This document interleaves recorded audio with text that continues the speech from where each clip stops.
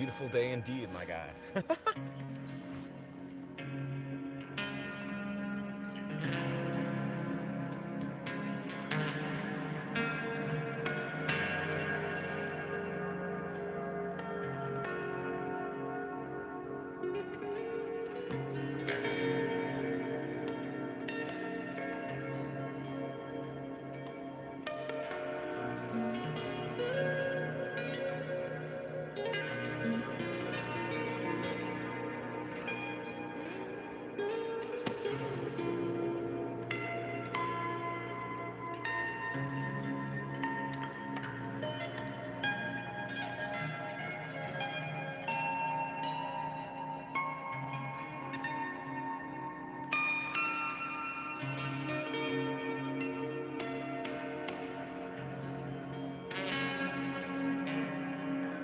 Oh, gotta sort of situate myself here.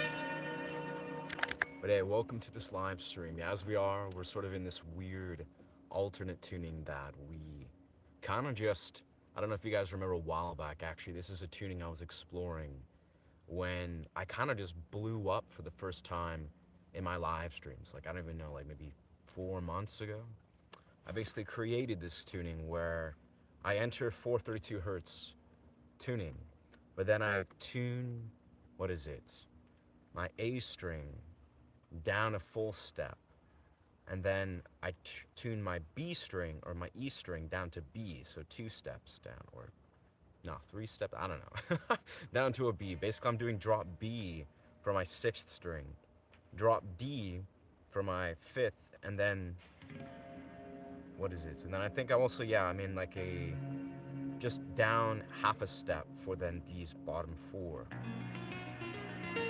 It's a very weird tuning. I kind of just stumbled into it, but then I took this tuning. It's an alternate tuning. It's basically drop B with a few little variations, and then I tuned it slightly off kilter, so it's in 432 hertz. Well, some of them are.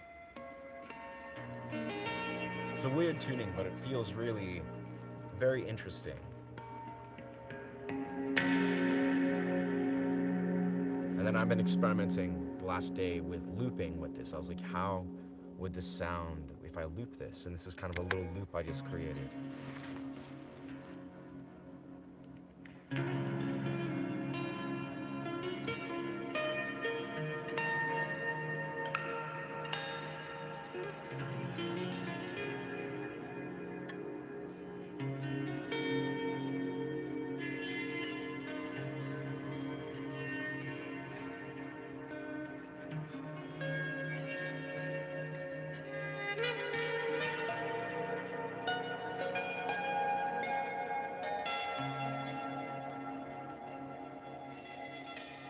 Still gotta sort of warm up these dimensions with the Picasso bow. Kind of find my angles. Doing the vibe as always, brother. Thank you. Hey, thank you, Kyle. Appreciate you chiming in, brother.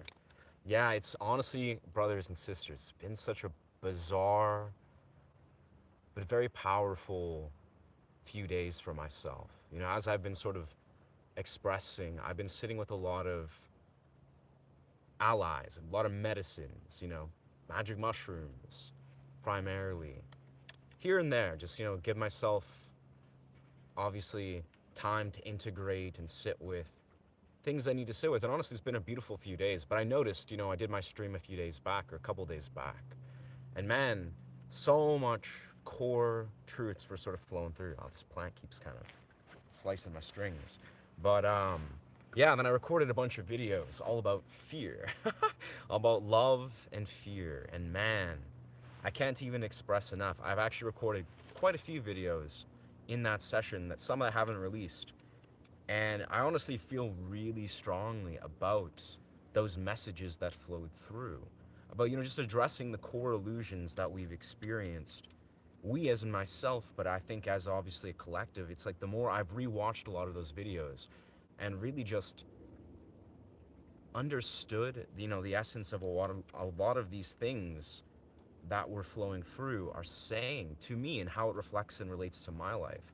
Man, and honestly, how the core part of what I'm taking away, actually, I sat a lot yesterday and had a meditation session for about an hour, I would say, probably about 45 minutes, an hour, which is probably the longest, let's kind of center this a bit, the longest meditation session I've had in probably weeks, truthfully. I try to sit in meditation a lot, but I find it's challenging for whatever reason to really just surrender into the practice. But, I've noticed with a mixture of psilocybin, with a mixture of trying to meditate, basically what I did, this is a very unorthodox meditation. I think that's actually off kilter even more. I'm using this new tripod, so it's actually beautiful. It's my portable tripod that works really well. But yeah, the idea is that I found myself meditate on love. I was voicing to myself, just saying I love you, and repeating those words just in a trance, almost like emanating it to the love I felt in my heart for my previous partner and the partners in my life, and primarily addressing it to myself, to my inner child. And I don't know, full disclosure, or just, it's just a bit of candid perspectives. This might resonate, I don't know. I historically have found it very challenging. It's just a part of my own reality, my own wound that I've had to heal and surface, of voicing and verbalizing love, saying I love you to romantic partners, to just in general. I think I have a lot of wounds woven within that. But anyway, long story short, I think unfortunately, the sad reality is in this world, a lot of us do have that as well.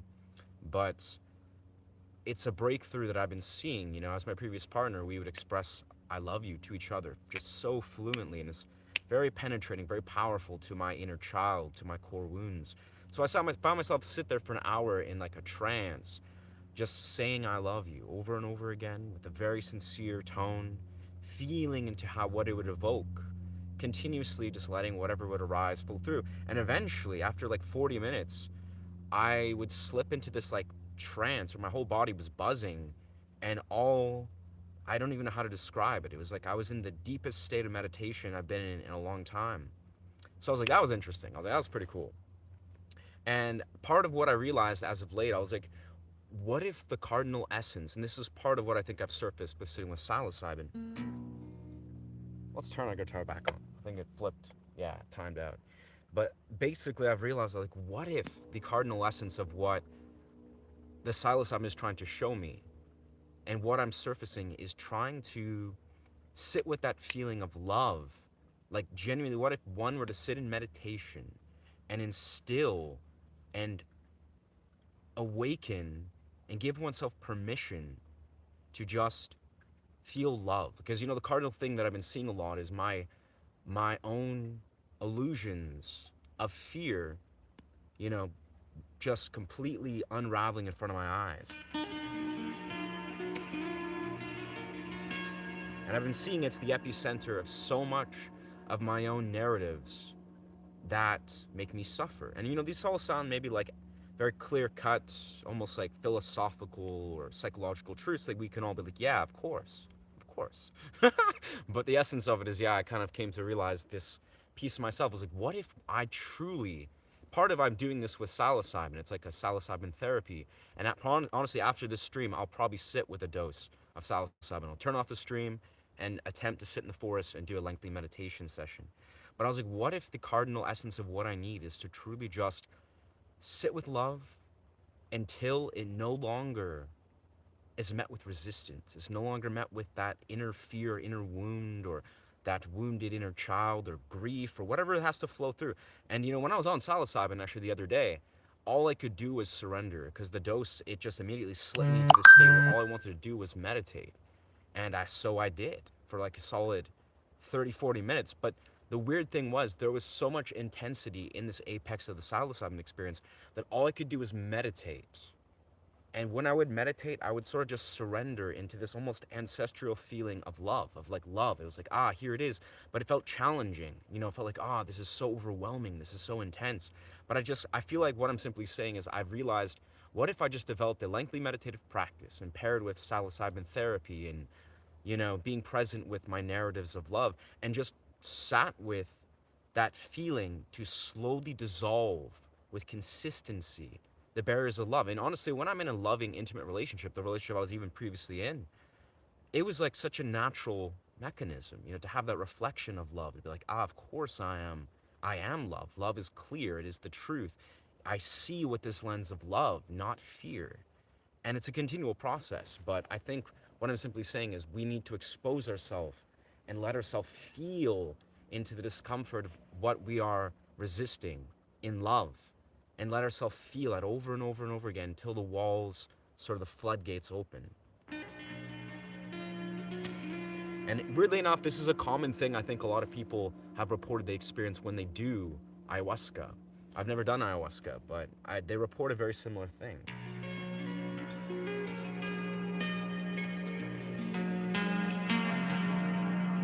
Oh, it looks like it's getting a little bit clipped. But yeah, I would love to share, as we are here, this weird dropped B alternate tuning. I've been playing around a lot with this lately, especially in altered states of consciousness, and man, this tuning blows my mind. I don't know why. It just sounds so much purer, but running a lot of music and a lot of vocal pieces in this tuning. It's a very like ominous, almost like jarring, kind of like, yeah, very like somber.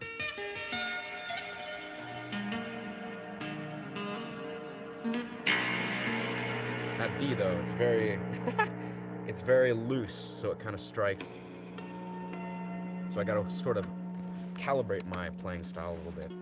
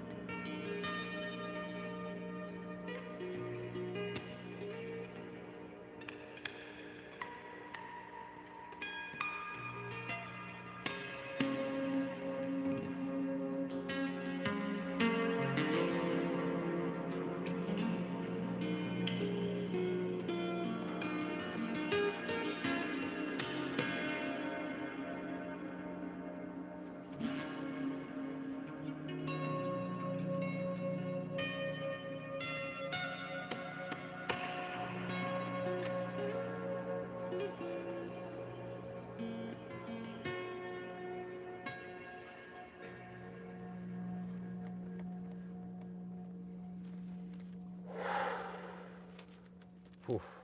What an intense 24 hours though, man. It's something I've come to realize, as sitting with a lot of intense energy, and I think as I came to realize the other day, as I did a stream, and feels like we're in a very intense shift. Maybe it's the solar events unraveling. I don't even know, man. I personally found myself, for a period, I was like, wow, I feel so much clarity, so much peace, but also, of course, so much turbulence and dense energy. And then here I am. I feel like these last couple days have just really been challenging. They've been really testing me to my core. And part of it, I think, normalizing sitting with these kind of sacred medicines, be it changa, be it psilocybin, especially in the doses that I've been finding myself engage in, it immediately shows you, it reveals to you, what has been sitting beneath the surface, which is beautiful, it's healthy, it's cathartic. But it also, in many rights, it makes it difficult to ignore the intensity and the dysfunction around you. It's almost like you see these core truths of the suffering and the dysfunction of the people maybe in your life, or the loved ones, or the things that you see in your immediate reality. And it becomes, in my experience, impossible not to voice, what you see in a healthy way. Like, you feel like it's almost like a call to action. Be like, I can't just sit by and do nothing and say nothing when I'm seeing, dysfunctional things to a deepest degree unravel in front of you. And it's overwhelming, honestly. It's like you have to kind of practice reverence or practice grace to realize, and this has been a cardinal part of my own journey, and this is kind of what I noticed myself unpackage in the stream the other day. I was looking at my own sort of wound relating to, my identical twin and sort of masculine energy, and I was like, man, I have this like unconscious or this conscious, just this default mechanism to try to desire to maybe fix people unconsciously, like offer them advice. It's almost like I try to take on the role of being like, I want to help my fellow man or my fellow human being, whether realizing maybe that's not necessarily my role. If a person is willing to change, to shift, to enter whatever it is they don't necessarily need someone to fix them or give them advice per se. Like even when I'm going these things, here I am, I'm kind of just going off in some sort of little philosophical, tangent. But even I remember the last stream, I was really reflecting, like, man, a lot of these people, maybe they're going through some stress or the stresses of their life are just appearing and they're projecting things of negativity. They don't need a person necessarily to give them advice, maybe, or to tell them this, that, the other, or try to hold them accountable, even, which was the role I was unconsciously playing, because that's the role me and my twin play for each other for our entire lives. And I kind of realized, I was like, this is not my burden to bear. I can't hold the weight of the world. I can't hold and try to play that role of trying to help or give people advice and fix people quintessentially. I think that's not my role. And, obviously as a streamer and just as a dude who's like coming across all these energies, interactions, especially as a streamer, I desire in the deepest right to summon something that is aligned and harmonious with myself. And, part of it's just practicing a bit of self-awareness and being like, it's not my burden to bear to hold the weight of the world, to hold the weight of, maybe people and their negative projections, and it never will be. And that's okay. Anyway, back to our drop to B tuning.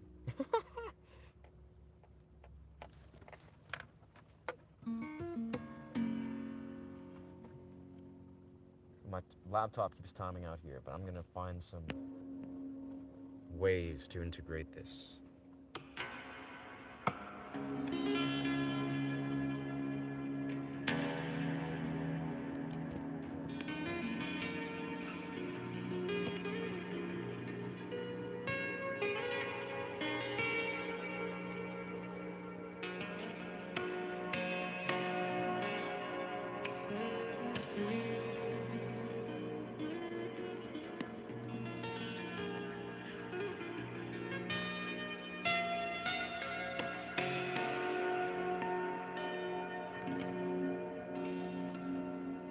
I also found myself, for whatever reason, play around a lot with this.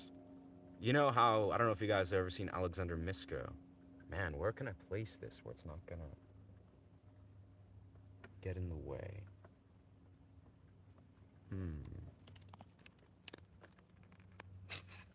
We are in a forest, so we gotta be conscious of where we're placing burning stuff.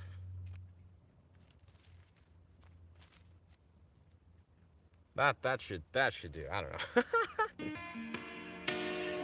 But yeah, we found ourselves do this thing. Alexander Misko, he does harmonics, where he'll strike a harmonic and then he'll do a detuning. For whatever reason, I was like, man, I want to do that.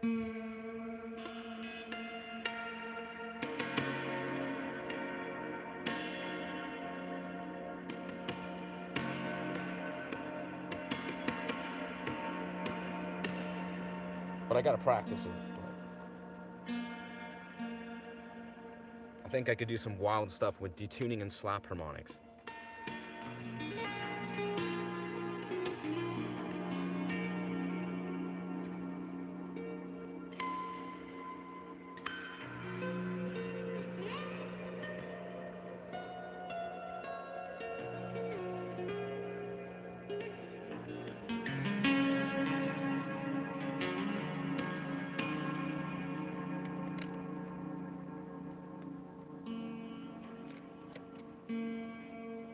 Make sure I don't lose my tuning though.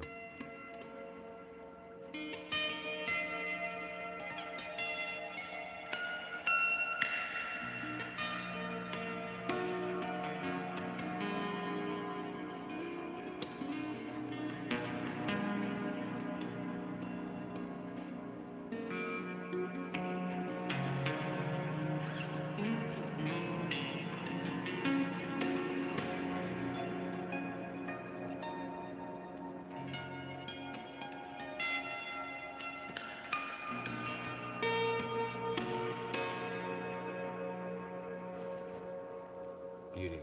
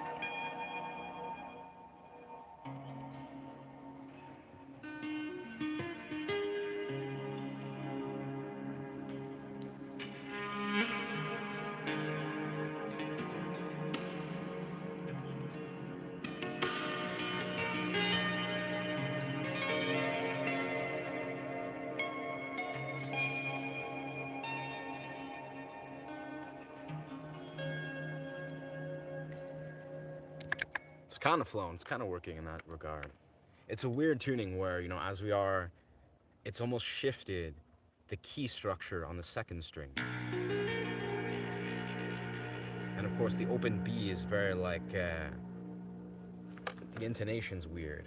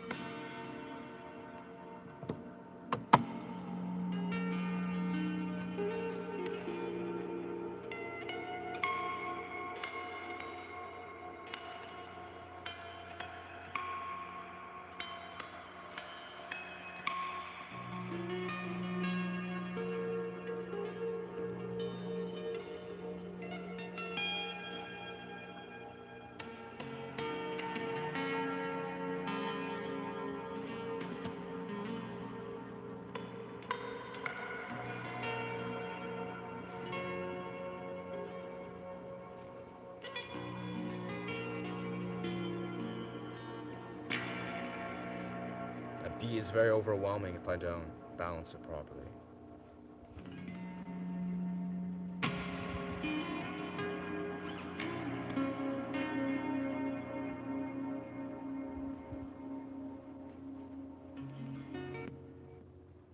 I think I have to strike. Make sure that does not time out on me again. Oh, I see what happens. I gotta sign in for that.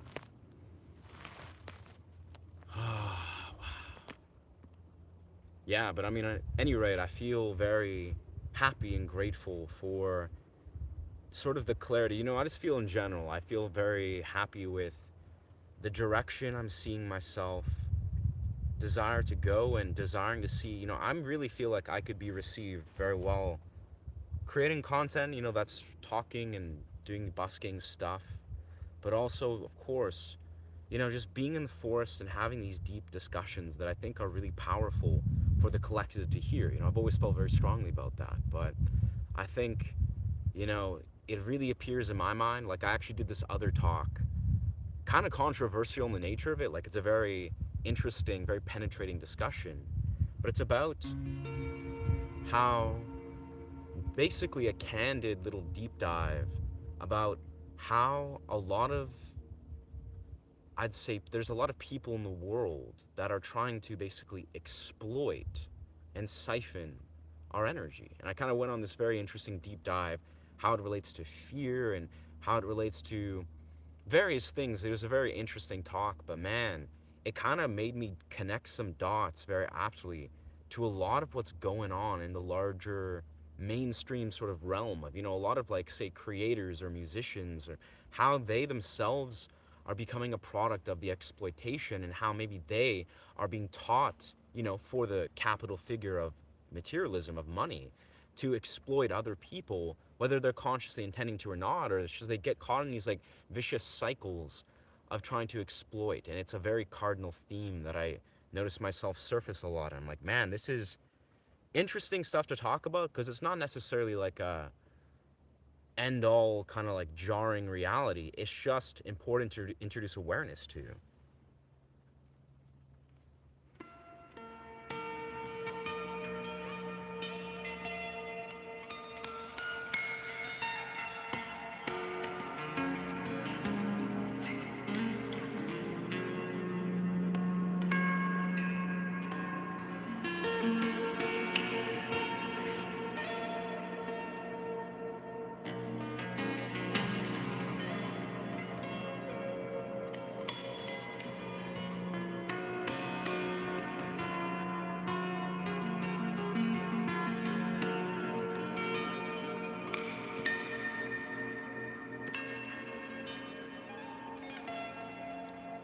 See if we can get this baby in action.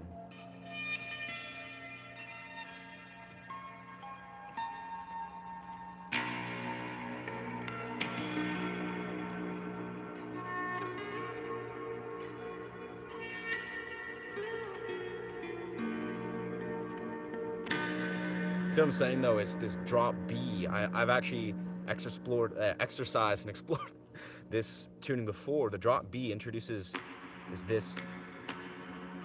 Where is it? I'm trying to strike it where it doesn't get overwhelmed. There it is. It introduces such a like ominous, very like intense energy that's penetrating, but it also is complementary to, of course, the key of B. It introduces like a sort of a, let's say, yeah, like a harmony with the key of B. Which makes sense, as what drop B just does, but even further in this weird tuning that I got going on here.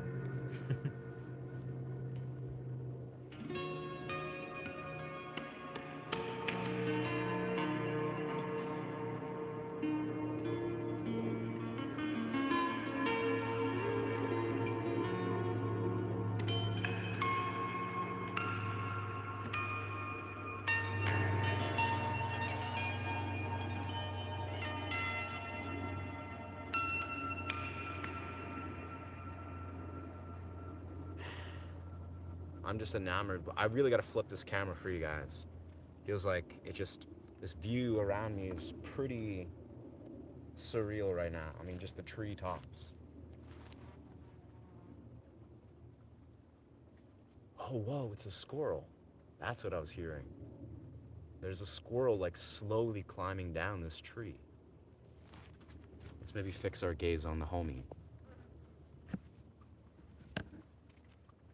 This is part of the beauty of having a great portable tripod. Is portable tripod action.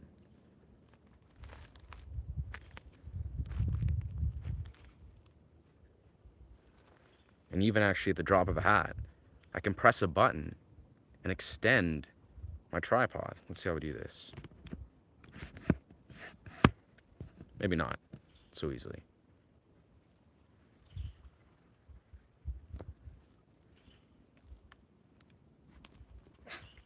I don't know what he's doing. He's like smelling. Where? Yeah, right there. It's like stretching out. He's doing some like crazy squirrel acrobatics. Very impressive.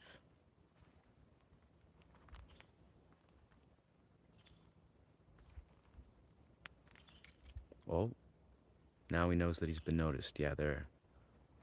He's just killing it. He's very impressively agile.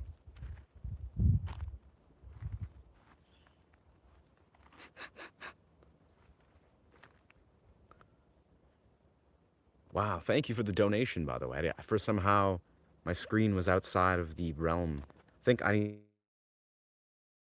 And so, okay, I apologize. I had it glitched out. YouTube 100% glitched out, so I had zero means to see any of these comments. So I assumed there was just two comments and everyone else was just kind of vibing, not paying attention. But wow, this guy, he's just doing crazy squirrel acrobatics. Wow. See, this, I've been wanting to invest in a Streamlight. I don't know, maybe I got to invest in some sort of secondary equipment. We'll resume back to where we were, but I think having some sort of device where I can maybe zoom in, some sort of maybe like app or something, so I can download, or I can capture these zoomed in features, these zoomed in spots. You know, if I want to like zoom in on the squirrel or capture like the treetops, like this is kind of what I was referring to a moment ago. Is this is kind of the foreground. Thank you so much, Vermilion. Appreciate that, brother. Dude, thank you so much. Honestly, that means a lot, bro. It's truly, you know, I feel like I've been feeling the love. Like it's an interesting paradox I feel like I've been in lately where I mean I feel part of it's a natural rebirth of my own experience, you know, going internally, going deeper within my own practices in my own healing journey, and you know, processing grief relating to my own attachments to myself and processing love related to my previous partnership that came to an end. Um, yeah, bro, it's like I feel very blessed. So thank you so much, Vermilion. Like honestly, brother, I feel very fortunate to have people that have been contributing to this channel, like truly just contributing with presence and, you know, donating very generously. And I felt the same way in the real world. Like when I go busking, I've had some of the most incredible busking sessions ever. You know, I went out to, went to that, my one stream recently, I went to a street festival and got shut down in 10 minutes. I mean, I summoned the courage to actually freaking go into the middle of a street festival, which I've never done before. And I popped up my whole setup and was performing for a bit and connect with people. And then I was told that I couldn't perform in the street festival because I have to rent the space because the street's all been rented. But for me, that was like very overwhelming, but very intense and a big moment.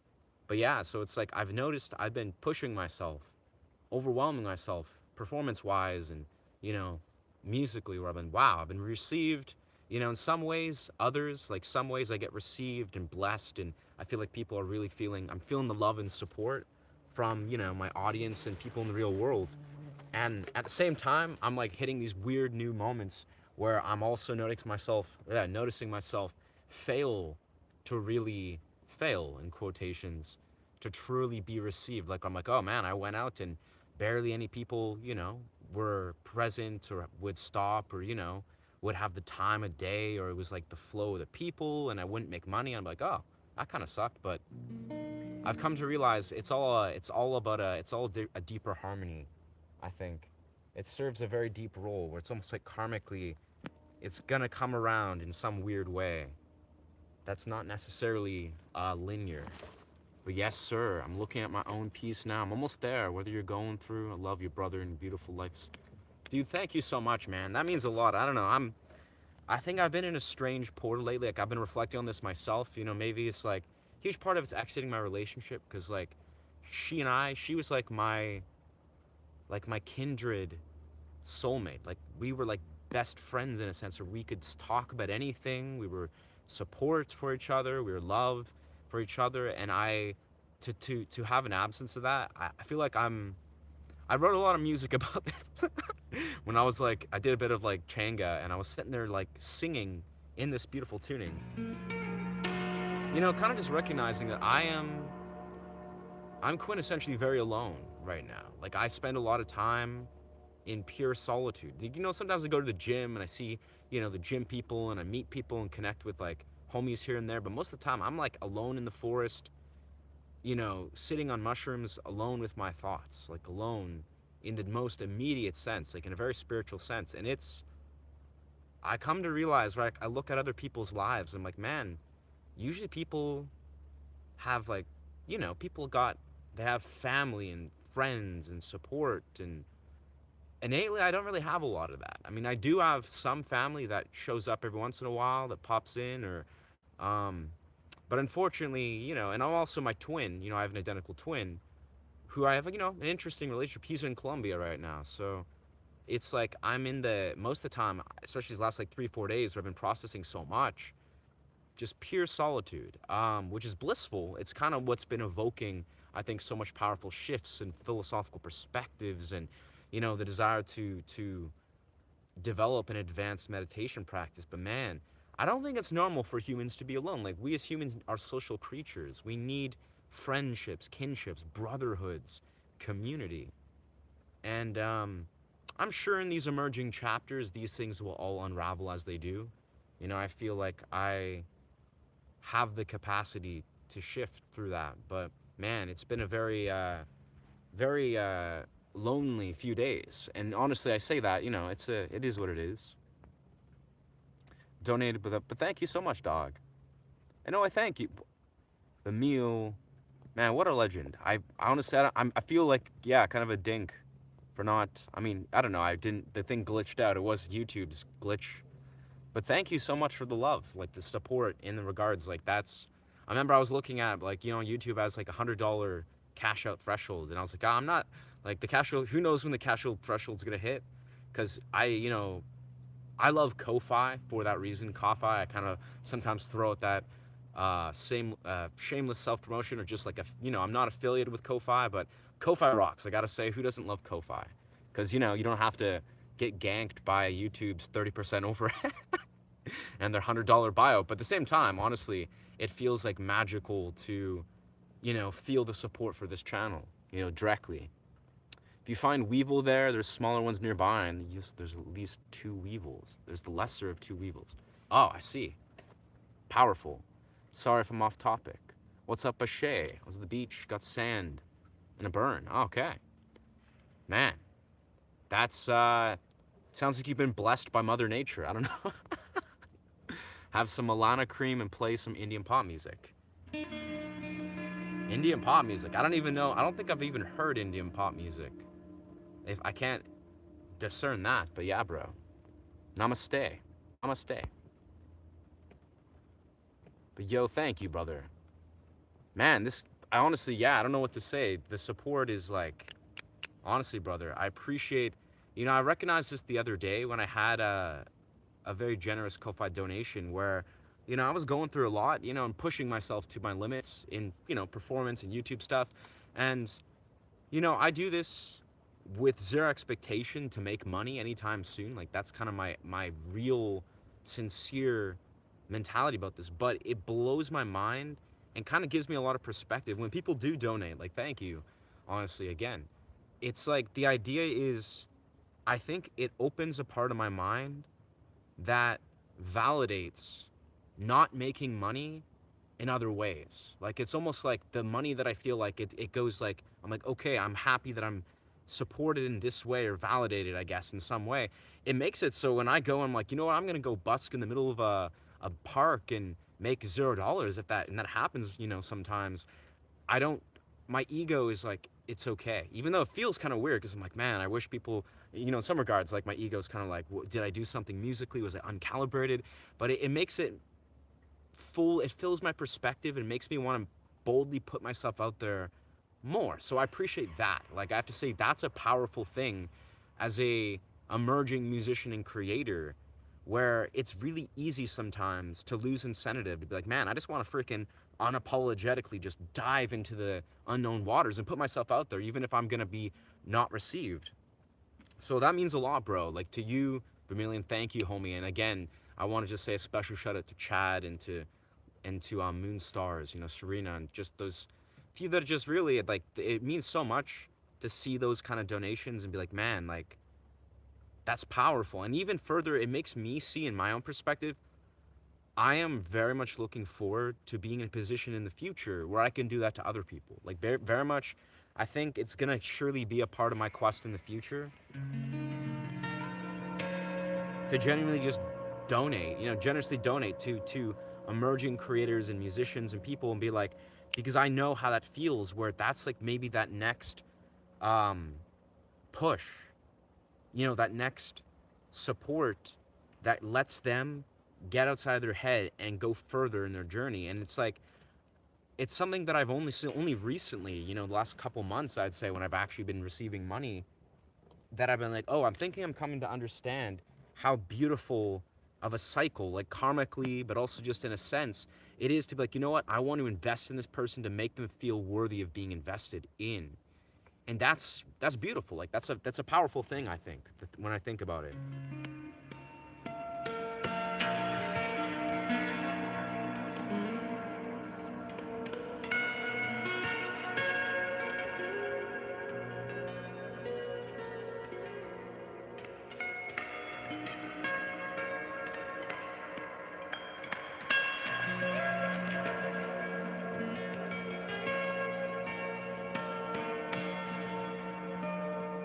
So I'm very much looking forward to be able to very incontestantly pass on that torch, like pass on that love, like in the future, like literally be like, yes, I have everything I need and more, which is not even a lot in truth to like need to try to pass on that same intention. So thank you, brother. It will not go, that good intention and energy, I surely will continue to feel and pass on to others.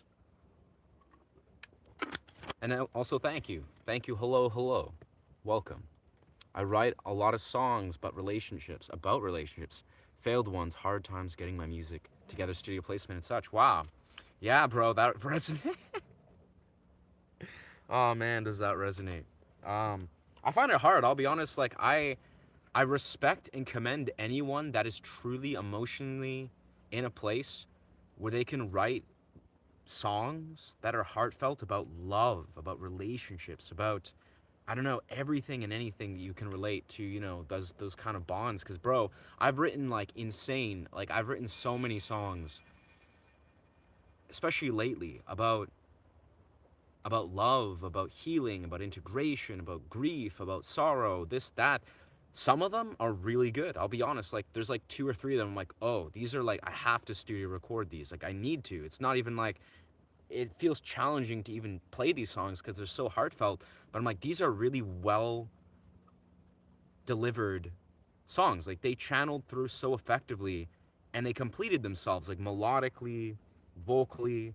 They're challenging. Like even listen to them sometimes because I'm still processing the emotions of what I've been going through and transitioning out of. But it is such a high honor to be like, wow, this is like a true heartfelt expression. It expresses everything I want to hear. I hear these songs in my head all the time.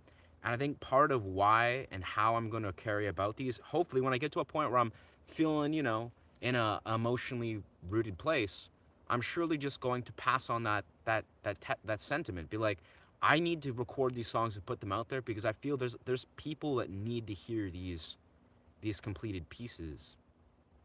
A lot of them I just write them because, it's catharsis, but man, music is powerful that way. Oh, I kind of hit the loop pedal. Let's get back into our.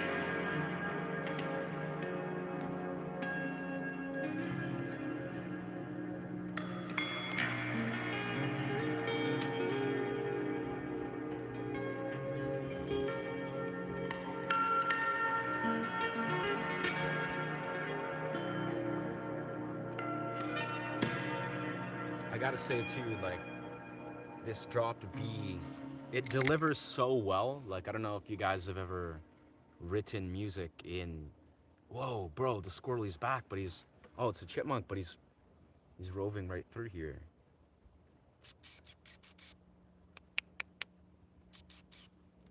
I don't know how to get the attention of a chipmunk, but he's kind of intrigued.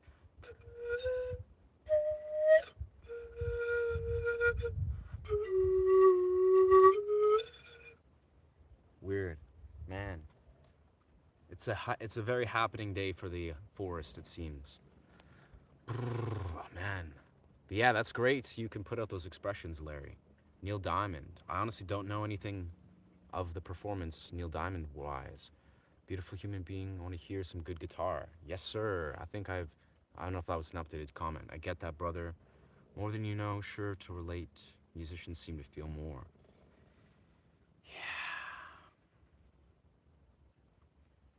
Yeah. It's a weird parallel, bro. Like, I swear,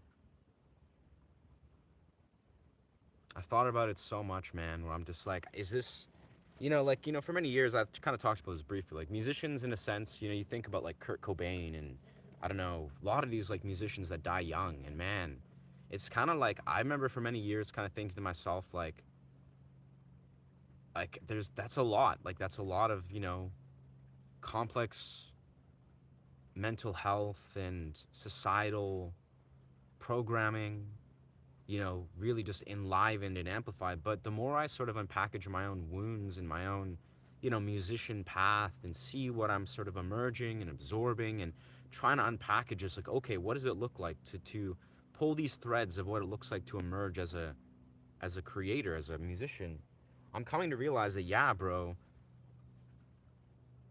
it's almost like tragically woven. Like, if I can be super honest, it's like it is very tragically woven within the experience of being like a successful, in quotations, musician, of being like, oh, I'm deep in this portal, I'm deep in my emotions, I'm deep in the catharsis, like I'm deep in the role of desiring to enter this dimension of how society wants to transmute raw emotions and be on the front lines of that.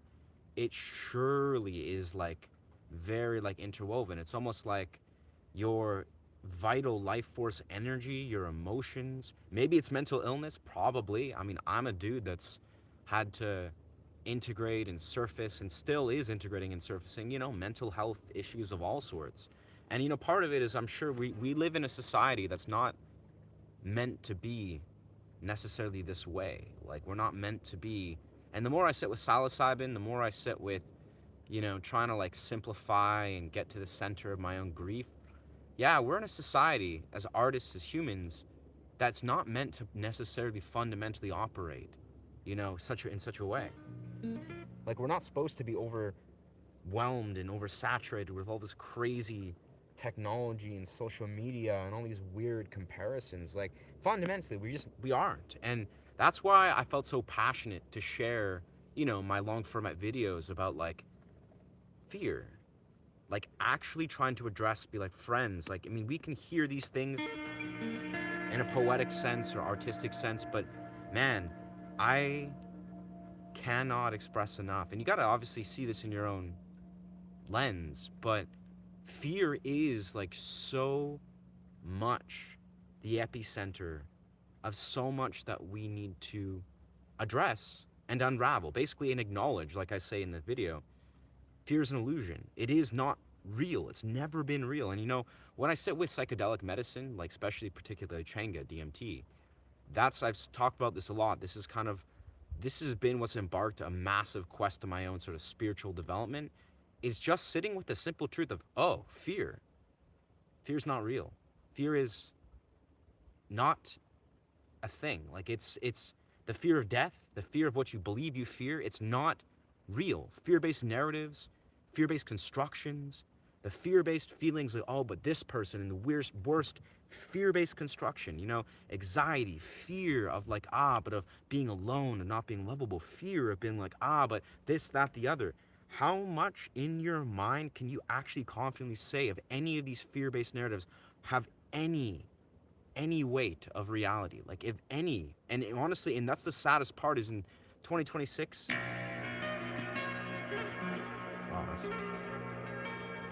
I gotta, I guess, focus on one or the other. But the idea is that we are surrounded, we're oversaturated, we're drowning in programming that is all fear-based. You know, where like you go through your phone and many types, many rights, like you see things, you experience things, that perspectives, little programs that are fundamentally operating out of a fear-based place. And of course it's simple. The answer is like, it's not to be like, ah, this is all what it is in society, in the 3D reality, but there's another way to understand and feel and perceive these things. And it's invariably through love. And again, all when you if you are blessed enough, you know, which most of us I think are and will be in some point, to sit with a very intense, healthy mirror, a romantic like partnership that is requesting more of you, you will see, at least hopefully you don't, hopefully you're not, hopefully you have a secure, healed perspective more than myself. But you know, I was just raised the way I am in the society, in my familial context. But man, so much fear, so much attachment wounds that are all not real. It's all just a complete malalignment that's not real. Like it's basically like there's fear and there's love. There's a way to feel into the infinite, devotive, ever expanding nature of perceiving through the lens of the heart. You feel through the heart. You're like, ah, it is infinite. This is what I see. There is this conquest that honors to see and feel through love, and then there is fear. And you can really be confident that fear is something that is a entity that is not real. Like it's an illusionary construct that we are programmed to see and believe is real. And it works. It's very effective. And honestly, again, I mean, when you're on psilocybin, it's clear as day. Psilocybin literally is suppressing temporarily the amygdala activity. It's literally giving your brain, and that's obviously not the only way to see through fear, but it's like, it's a cardinal way that your brain is able to understand and see through and feel into a heart resonance, because temporarily for this period, your mind is able to see beyond fear. It sees through fear for what it is.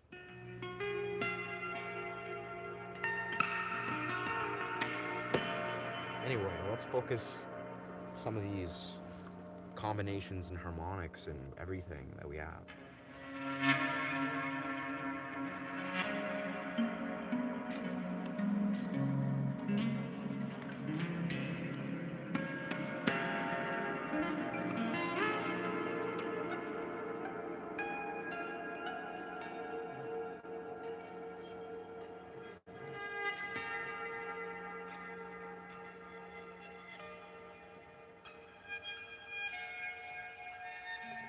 Oof, I gotta angle that. The Picasso bow has to be, it's gotta be angled or it will fail me. I am fear something something. I've been great. You guys are wonderful. Cheers, Mike. Yeah. I don't know, it goes deep. Again, I can't, kind of like what I was underlining. You know, I found it very interesting and amusing. The stream the other week, or 3 days, 4 days back, or whatever, fresh from a psilocybin like breakthrough, I remember just having a, I was just speaking, you know, from the heart, from an authentic lens, where I was like, you know, holding space for a stream, and then there was so much, at least it seemed that way. For a period of like 30 minutes, there was a lot of people flowing through that were just like, whoa, like they were just like really moved in a way, triggered, if you will, about like just words, just literally nothing. I was like saying, I don't know, I was talking about maybe constructs of this and fear and blah, blah, blah. And I was just speaking openly about what I was experiencing. I had nothing, it wasn't even very complex stuff, but it seemed like a lot of people, you know, bless their hearts, they were locked in fear. They were locked in programming. So they hear what I say, or they hear some sort of lens of it, or maybe it's a little blip of it, and they're just like, whoa, no way. We can't see through. We can't hold a heart center for any of this, because they're programmed by fear. And like, and even as I sat with that, you know, I realized this is not my role. I'm not here to play the role necessarily to try to change or, you know, let people, it's like, you know, in the Matrix, I can show you the door, but you're the one who have to walk through it. As Morpheus beautifully says. It makes me immediately want to watch the Matrix again. But like, you know, you cannot see the forest from the trees fundamentally. If you are locked in that place where you can't see through fear if you're in fear. You can't see beyond fear. You can't receive the messages that are beyond fear. And I don't blame people. I do not. Like, I get it. I'm fucking a product of the society, and whoa, there's a leaf that just gracefully floated down. It's still floating. It's still falling. But yeah, long story short, you can't help people that are not ready to see or seek that. You can't change people fundamentally. Only they can do that. So I can't help people. I can't fix people. And the fact that I maybe try to pretend, I'm like, oh no, but it's my role to, project or open and split up their projections and, hold them some accountability. That's not my role to play. And as like, it's like maybe the sacred father to them, like the divine masculine within, is not going to try to treat it that way. And I think that's a part of my own wound because I'm an identical twin. I've lived my entire life unconsciously.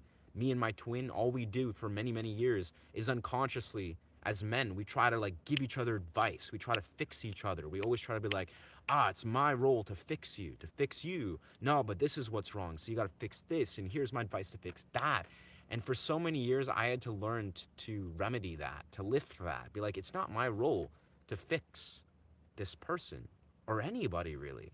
It's not my burden to hold the weight of the world. It's not my burden to hold the weight of the masculine, and to treat them like they need to be fixed.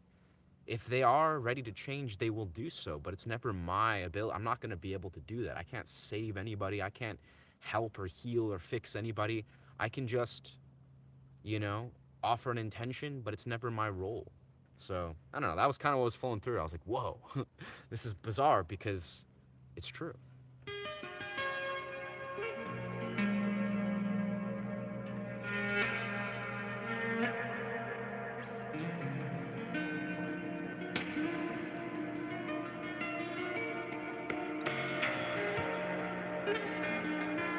Let's try maybe another loop of a sort. How do we loop this? Let's save this loop.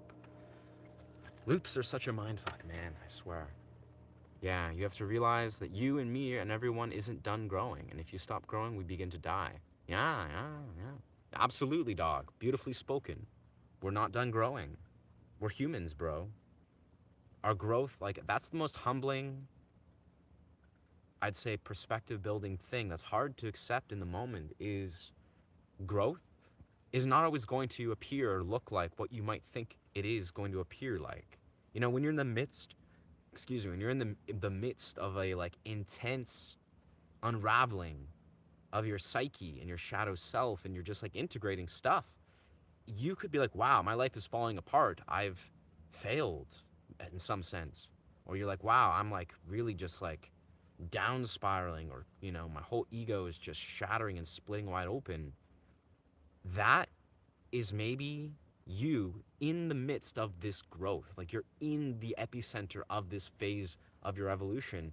And if it's a new phase you've never been in, if you're emerging into a whole new dimension of your growth and it's splitting you wide open, it's going to feel intense. It's going to feel painful. It's going to feel like incomparable to anything that you've already felt before. And that's okay. That's beautiful. That's the point. That is growth.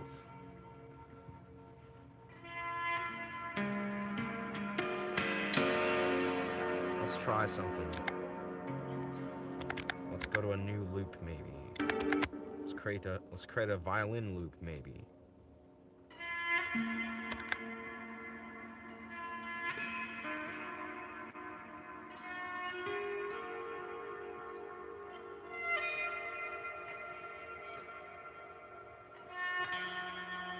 I think I messed up that cadence a bit, but I don't know.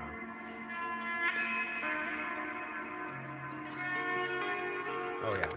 Violin's weird. You gotta do it so gently on this when you're looping, I feel. It's gotta be like super gentle, very controlled. I should also click with my feet.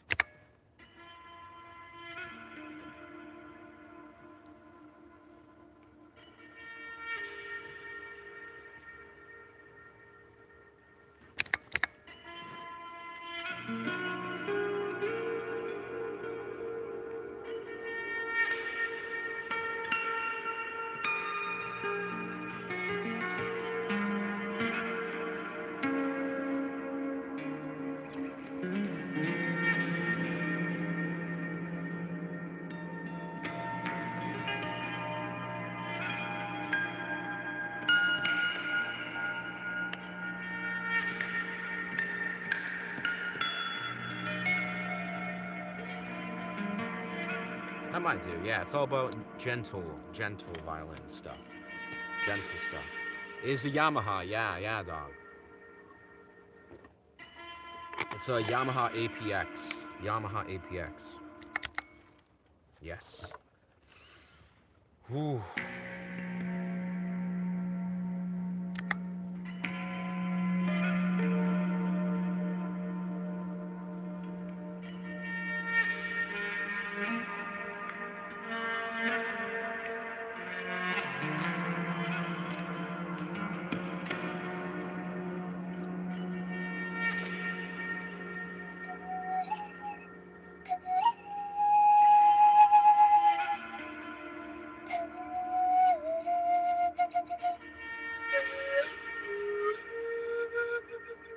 It's a weird, because I'm in an alternate tuning, I got to adjust the alternate tuning fully to the angle.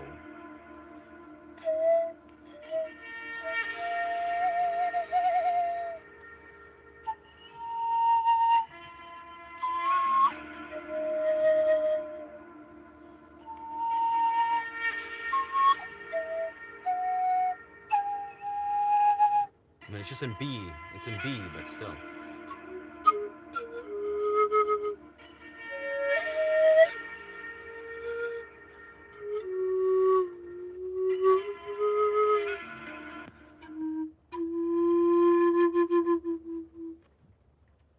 I think I just gotta log in my computer here.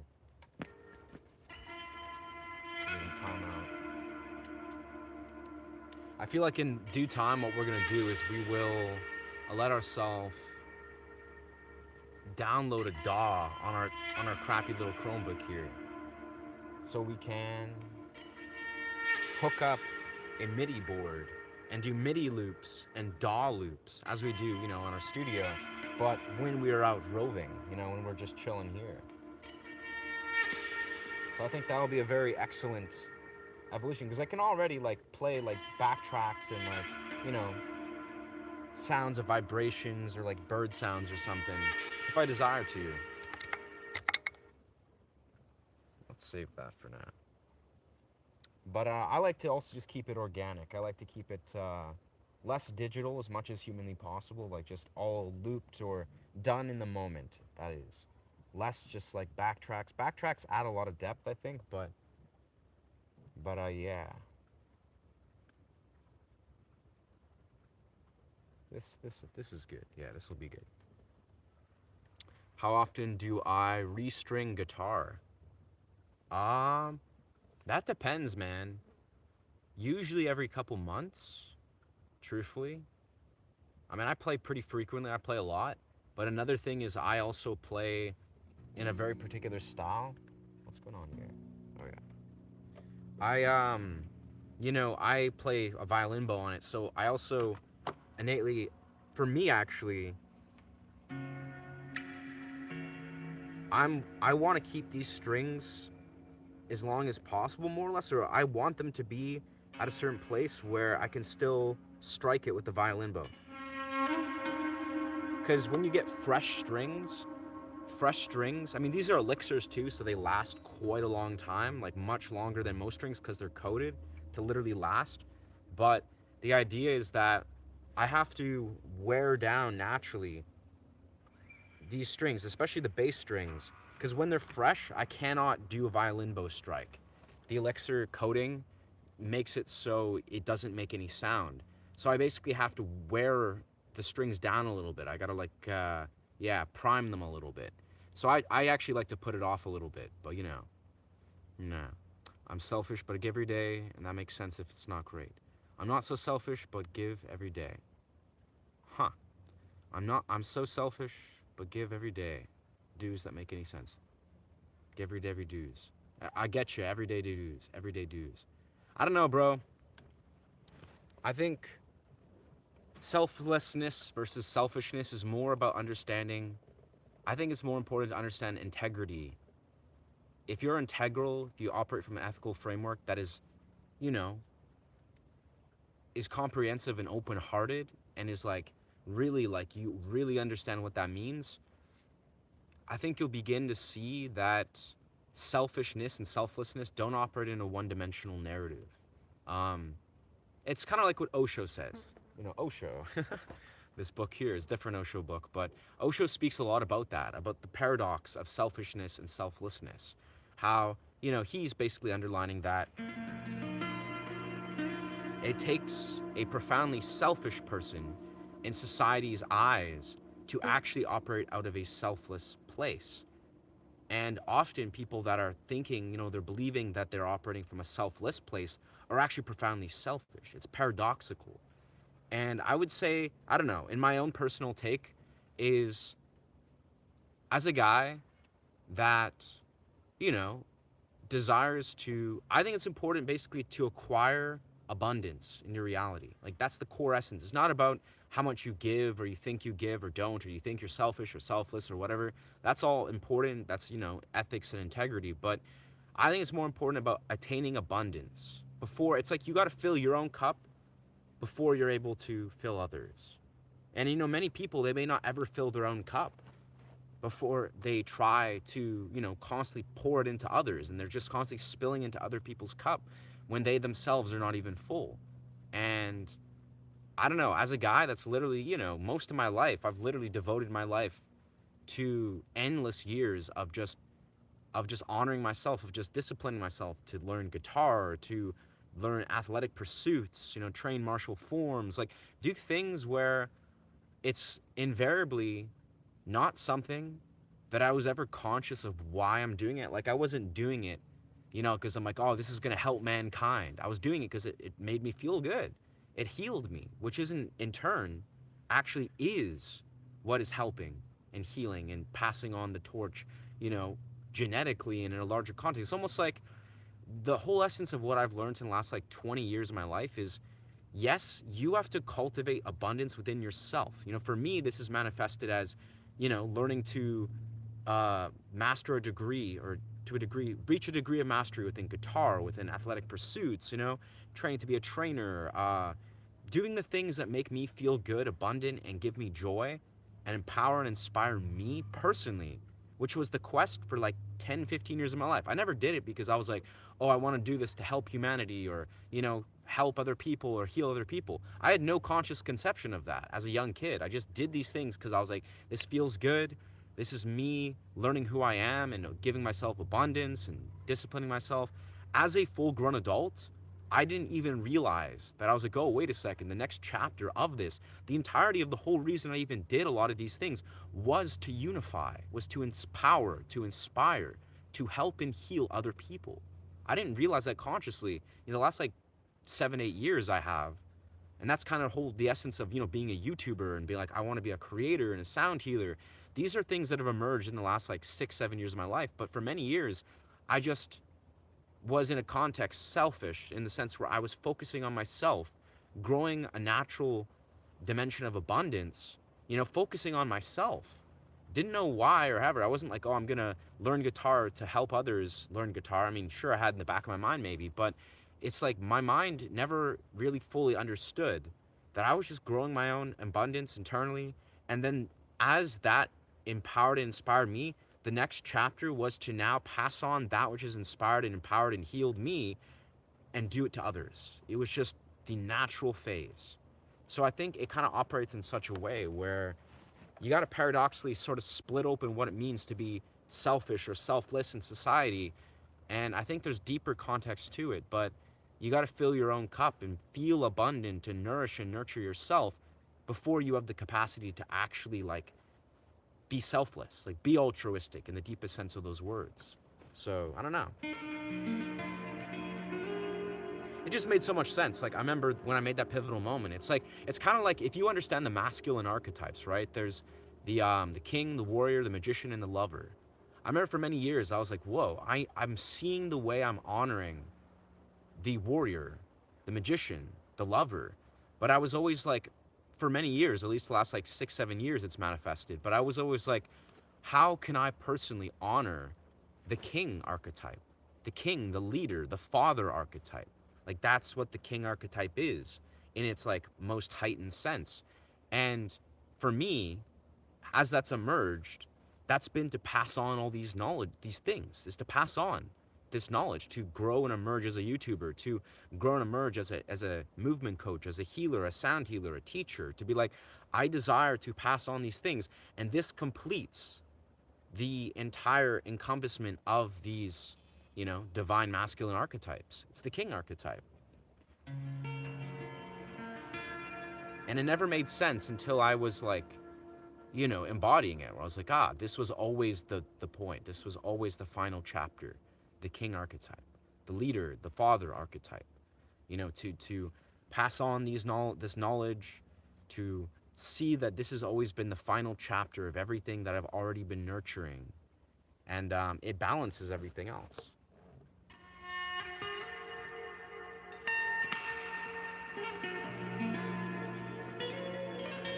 You know, it's being of service. I overdid it. Yeah. I don't know, bro.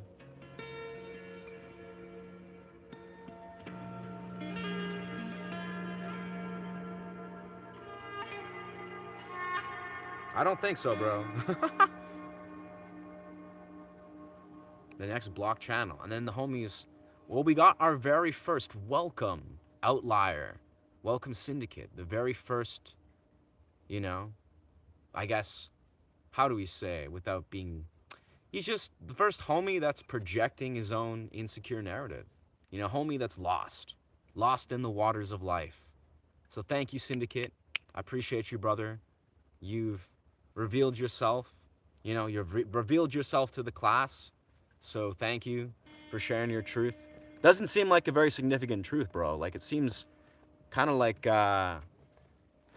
yeah, but that's your prerogative, syndicate. Thank you for sharing. Thank you for sharing. Trying to figure out your own, you know, whatever's going on that rat maze there. But hopefully, you know,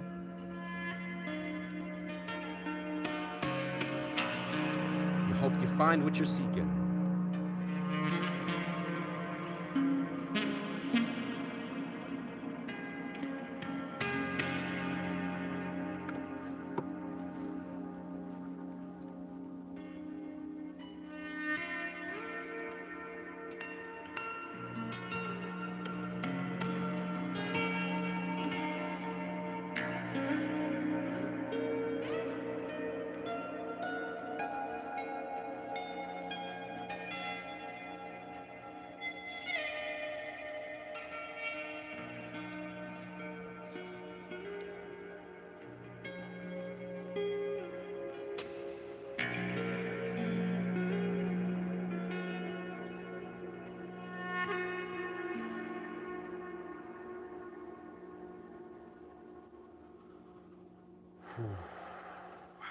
Drop B penetrates very deeply.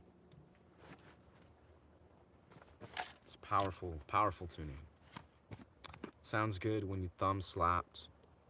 The low E bass rang out. Dude, yeah, that's part of the beauty of drop B. It's like, even like the beauty of the Tonewood amp as a whole, which I came to notice. Like, I was doing this thing yesterday where I've never done this. It's like a weird, almost like, you know, there's flamenco playing, they like flick. It's weird, those like muted,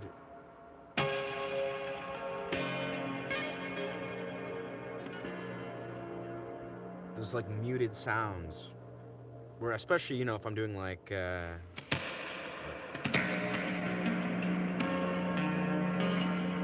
weird, like, I guess, what is it called? Like timbre, as the anime key would say. You know, you're doing like hits where it's like, or just like, I don't really do it consciously, to be honest. It just kind of happens often, especially when I'm doing double-handed tapping. Or slap harmonics. But I think in this alternate low tuning, it flows through very naturally. Yeah. Yeah, that's the beauty of drop B, I swear. We're in drop B, but we're in an alternate weird tuning, where basically everything's been dropped half a step. So it's kind of like a drop D, but, or a D sharp, I don't know. It's just basically everything's down half a step, half a step, half a step, half a step, full step, 2 steps. I think. I think so. I don't know. Or maybe it was two steps, half step, half step, half step. I don't know. It's a nice sound. It's a nice sound. And part of it too, what's interesting is, this is a thing I've noticed in alternate tunings, is when you double up certain notes, you say you create a bass note, say you have an open B and then you do drop B. We're on the fringe of sort of that because we're on the alternate tuning that's like 432 hertz, but we've doubled up F sharp.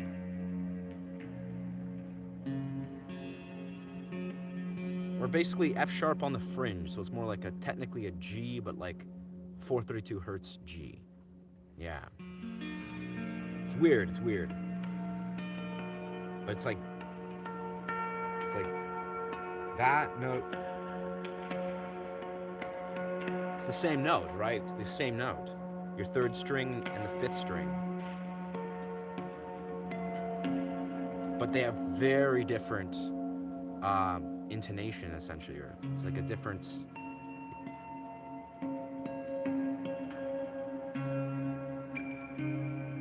It just makes it so you get that like double sort of layered up resonance.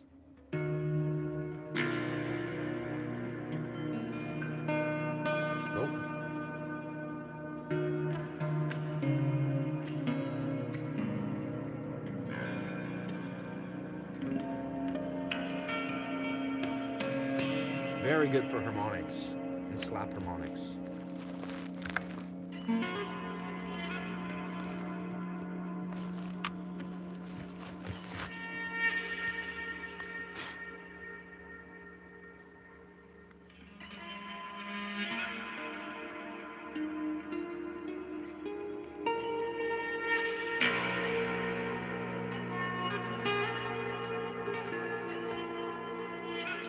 I like it, but let's try a fresh loop. Let's try something very slow, maybe. Something very slow.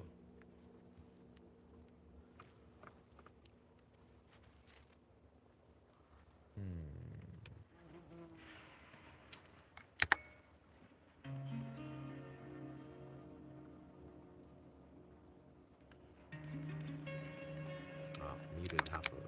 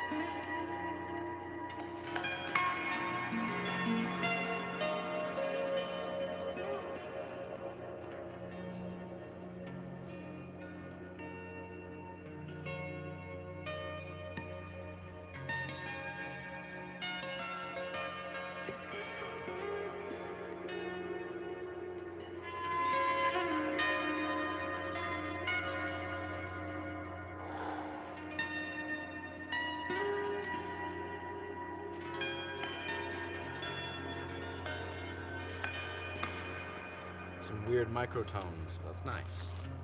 Boy, it looks like we lost the entire audience. We cleared out the room.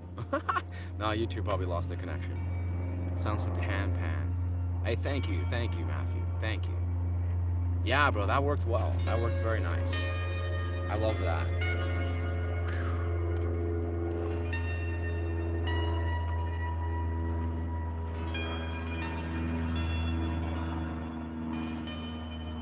Wow.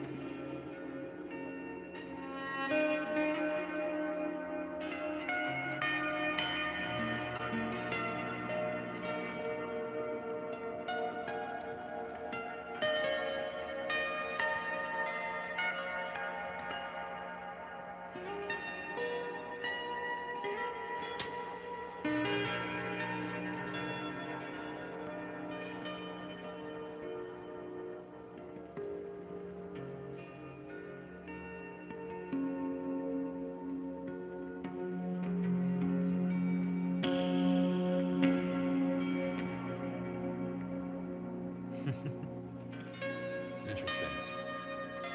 Some of that could be a very nice composition. Let's save that. Let's save that right there. That was just... Yeah, it was chord. The thing I've noticed, I think I'm going to make a video, actually. I told myself I'll make a short, I think, about how dope this chord shape is. You know, and it's like, you know, you have just your sort of minor chord here. It's like a D sharp. I guess in this it's like a weird C sharp. But it's like, the idea is that you're doing, you know, the minor chord, that's like a A minor shape. And then you're, you know, in the K-Jabbar system. And then I just take, I don't know what the shape is, I'll be honest. I don't know what it is. I just place my bass note here. We have the 9th fret. So it's like instead of being a minor chord, I just move my ring finger up to the 9th fret on the 5th string. And then I'm doing this triad with this. So I think that's something. It's a chord, I don't know what it's called. I'm basically muting the 4th string, putting my bass note, you know, on the ninth, on the 5th fret, or the 5th string, and then I'm putting my first finger on the 7th, and then my second finger goes on the 8th on the 2nd string, and then my pinky goes on this 10th fret on the 1st. And then even with the bass note at B, it has this. It's just beautiful.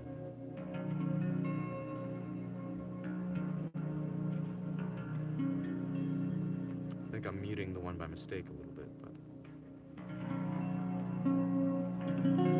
yeah.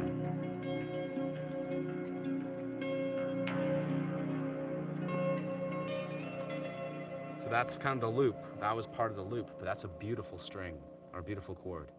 Welcome, welcome, welcome.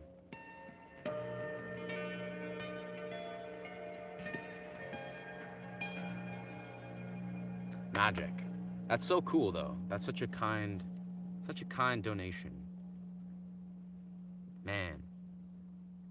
It always just shapes an interesting perspective where I kind of look at it like, on a good day, if I was busking, like on a really good day, I'd be like, yeah, $25 or $20, you know, in like an hour or 45 minutes or something. I'd be like, that's being perfect.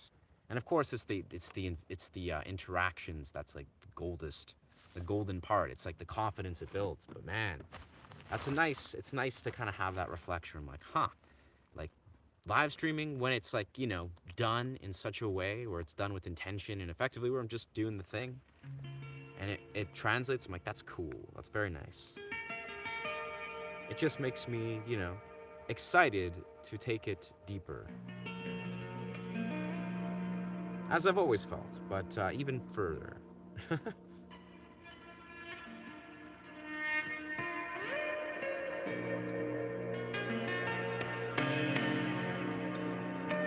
I mean, it's obvious, but it's at the end of the day, it's like live streaming is so beautiful because busking rocks in every parallel, and performance art as a whole, like real gigs and all that, is beautiful. But the magic of live streaming, of course, is like there's no limitations. There's zero limitations. You can anytime, anywhere, drop of a hat. If you have your guitar and you always, like I do, you know, anywhere you go, you're just like this. Like doesn't matter what weather it is, doesn't matter where you are exactly. It's just like, I mean, the location does help, but of course, it's just the multi-dimensional part. Gangster Paradise Song Plus. Wow. I don't know, bro. I don't know if I've heard that in that. Maybe in there.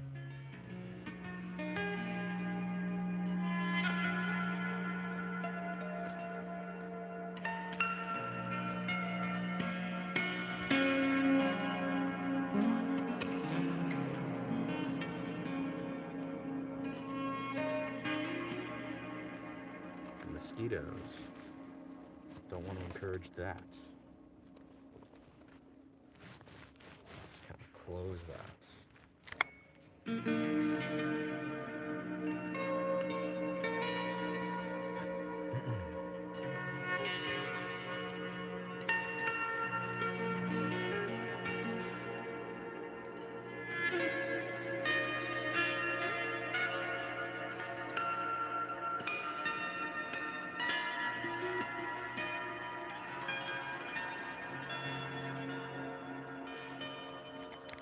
Maybe let's save this loop. Yeah, nice saved. Maybe go to a fresh loop of some degree. I don't know. Whoa, no. Don't want the rhythm.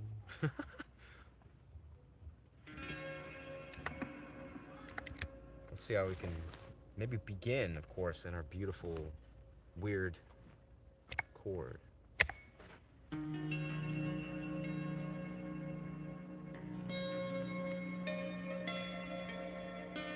Oh no.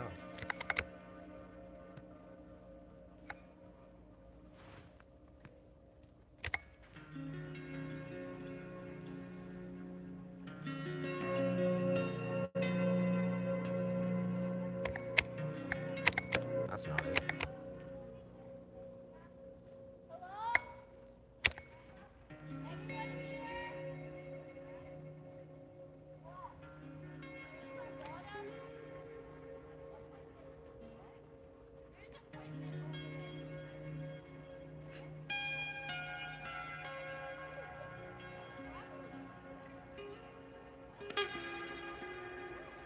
little bit of a cadence difference, but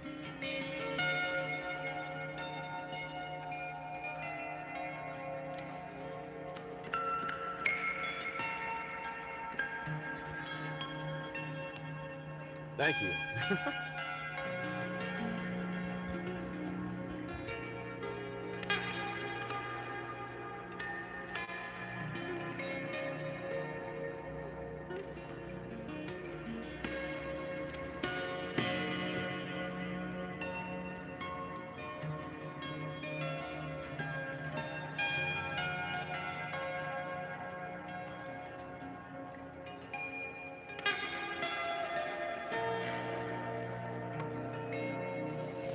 That's such a great riff.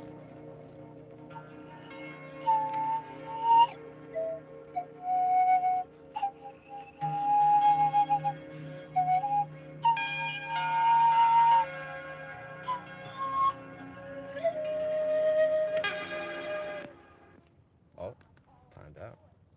Meditate.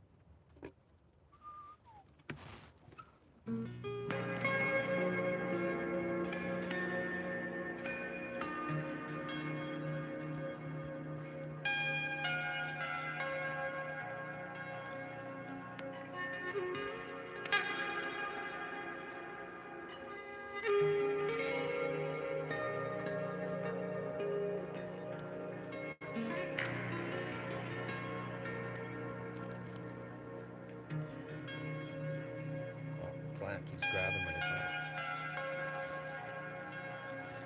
Yeah, that chord works so well. Even when I botch it. Even when I botch it.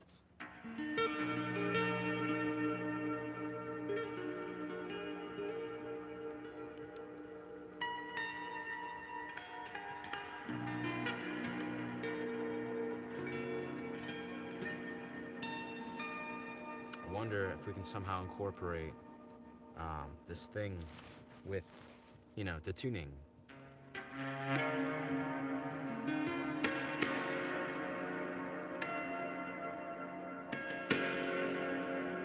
Say if we're like,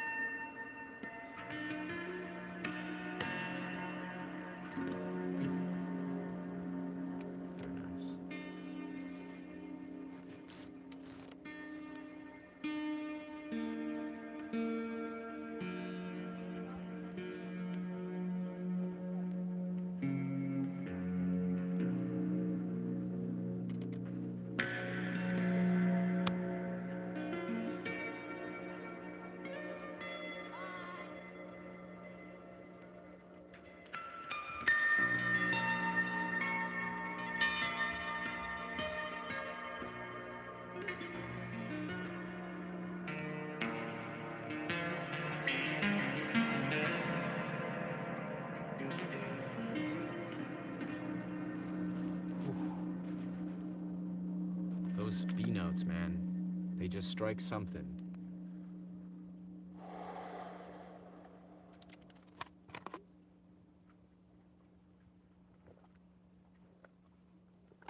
Very emotional notes.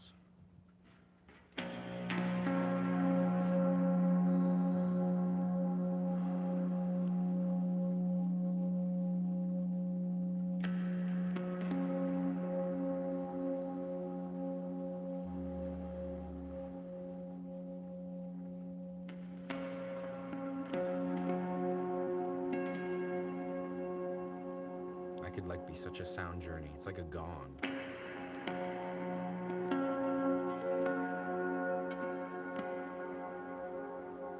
Just rings.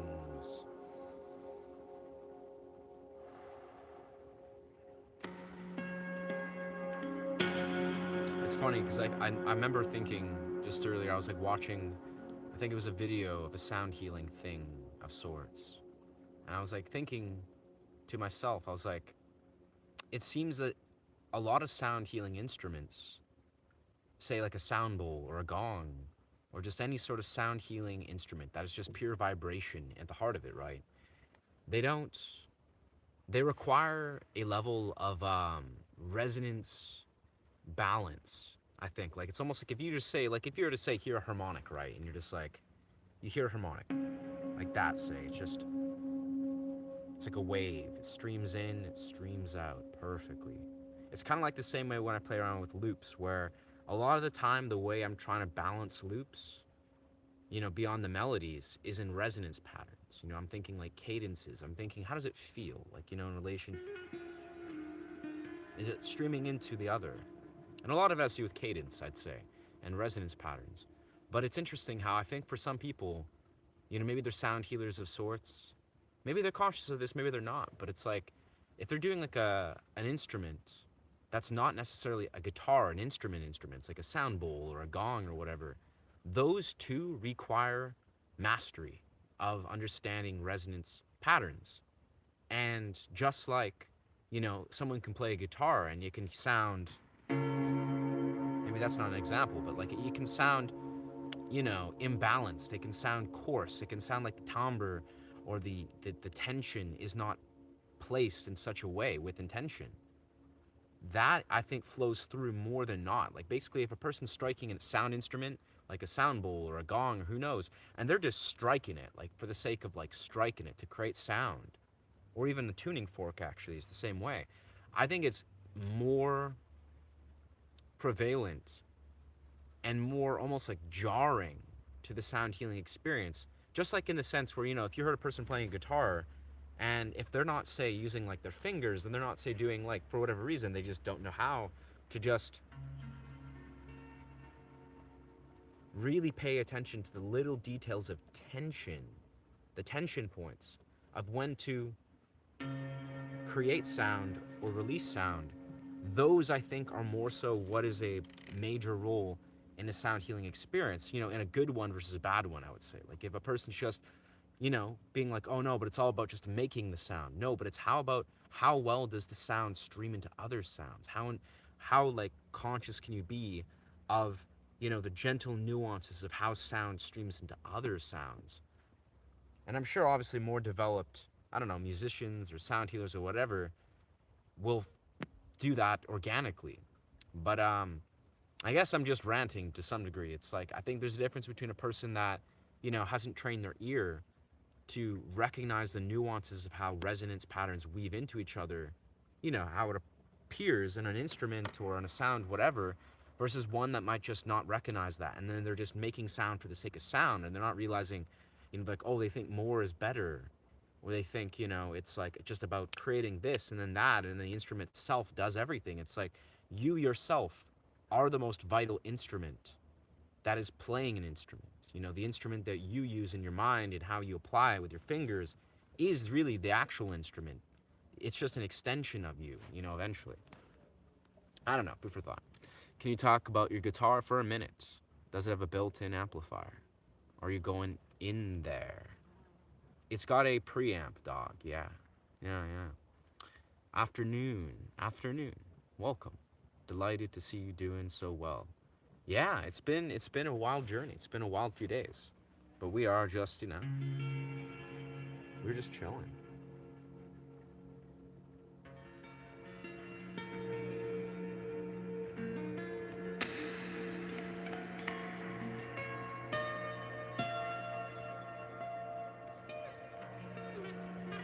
I'm excited to do some busking. Maybe not today. I think I might just sit with psilocybin and meditate for a couple hours. I don't even know, man. It's been an intense couple days. But I'm excited maybe tomorrow to do some busking in this alternate B tuning. So I think there's some exciting, very unorthodox musical experiences people could hear it. How do you make it sound so excellent, like it's very much worth having? Yeah, bro. Yeah, and honestly, I've expressed this before, but I'll break it down simply. I'm using a Tonewood amp. So it's a Tonewood amp. I'm using a very particular setting that I've calibrated on the Tonwood amp, so it's a preamp. It's not making it louder. It's not really doing reverb per se. It's doing a mixture of settings that naturally stretches out the resonance patterns of the guitar. And then I'm feeding that through a sound audio interface, so a Scarlett 2i2 audio interface. So it's creating like a mastered effect. And of course, then I'm using my battery amp as my amplifier because it's a battery amp and it's rechargeable. So basically, the answer is preamp mixed with an audio interface. That's mastering the audio and giving it a preamp, sort of even more refined feeling. And yeah, and then beyond that, of course, you know, there's more. You just got to use technique. But yeah, bro. Quantum entanglement looks like, yet the yin and the yang is thousands of years old. Yeah, quantum entanglement. Yeah. That's exciting stuff. That's fun stuff to hear. Hey, welcome. Welcome. What's my take on spirituality? Interesting. This is our Haram. Nice. I mean, bro, that's a thing I could go on a deep rabbit hole about, but I mean, in essence, I think the more I understand spirituality, like the way I like to approach it in a broader sense is it is whatever allows you to just be a better human being. You know, practice and align yourself with your values and integrity. And how this usually, I think, manifests is something that in real world application is more so about being aligned with an authentic expression of yourself. That is, more so, it's not understanding what is spirituality. I mean, you can be like, yes, it is aligned with, I don't know, meditative practices, you know, understanding metaphysics, understanding the paradox of the mind. It aligns closely with philosophy, but I think it's more so important in society to understand what is not spirituality. You know, understand what is ego, what is spiritual ego. And if you can understand that, if you can answer that, like if you can be like, wait a second, you know, if what I'm quintessentially trying to box in or define spirituality is or is not, is something you're fixated on, that will take you further away from a spiritual path than anything, in my experience. You know, a lot of people, they may believe, again, I don't know the mass majority of how people operate, but I see this, you know, in real time. It's more so people get locked in and fixated on what spirituality is not. And of course, that's a part of the path for many people. But I would just say, yeah, just be authentically whatever you desire to be, align yourself with healthy values, and, you know, continually grow and expand and seek something. You know, again, I could say I personally see a lot of peace and clarity in understanding things like Taoism and Zen Buddhism, which align closely with a lot of Eastern philosophies that take pages from Western philosophies.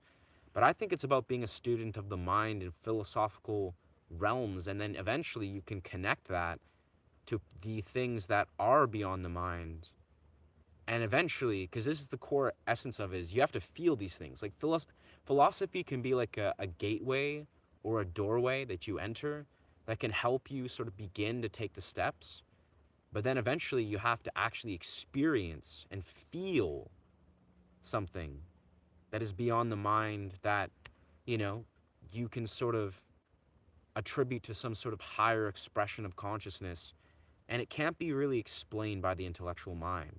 So it's like you can kind of walk a path where you're like, okay, this is going to, you know, help me be a student of life and humble yourself and, you know, put your ego in perspective. You can do that in many different ways. I think for me, guitar has been like one of the most powerful spiritual practices. Not really much of a surprise, I suppose, but, you know, dance is a powerful spiritual practice.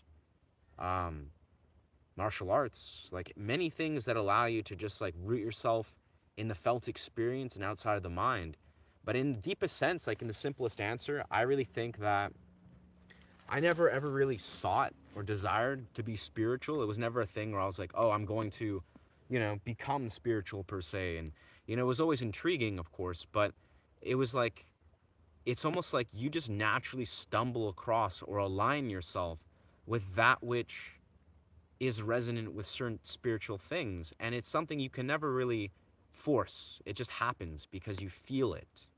You have to almost like, yeah, you just have to align yourself with things that expose your experience to feelings that awaken spiritual pathways. You can get there in many different ways, but I think it's all comes down to just, I guess, that. I don't know.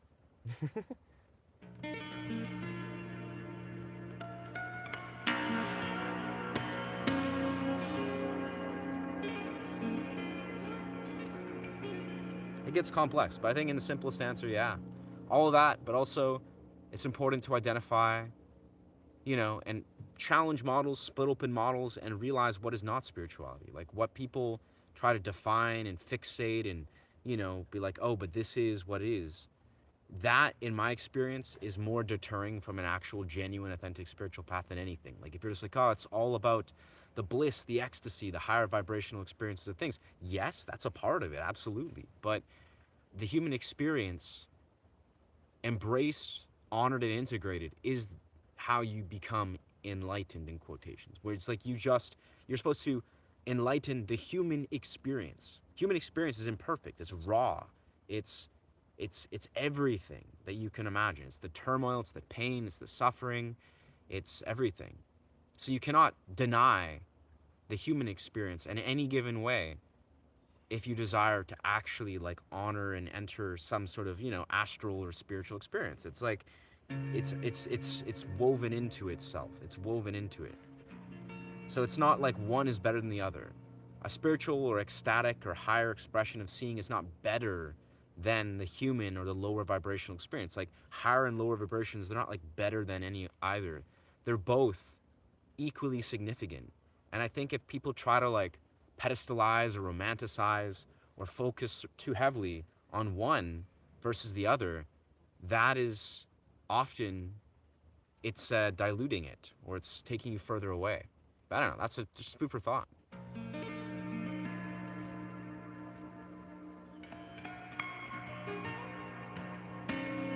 All I can say is confidently, in some regards, oh, I just hit the thing.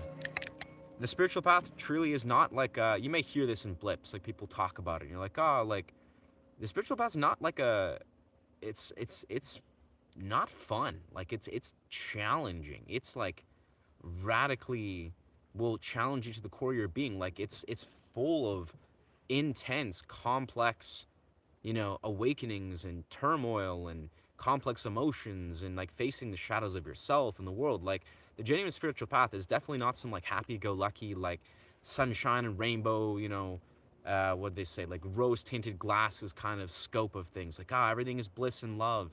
Who knows? Maybe for some that's a part of it. That's a very entry-level part of it. But a lot of the authentic spiritual path is like harrowing, man. It's challenging. It's intense. It strips you to your core. It cracks you open. It splits you open. Like it's like the authentic spiritual path. So it's not necessarily like a fun little like happy-go-lucky, walk in the park. And that's not. It's never supposed to be. Not to say that it is. Of course, it's all. It's everything. It's bliss. It is ecstasy. It is living your highest path. It is having clarity. It is experiencing love and bliss and blessings. But it is also lots more than that. I don't know, but that's just that's kind of my take on it. I guess I'm saying it will challenge you.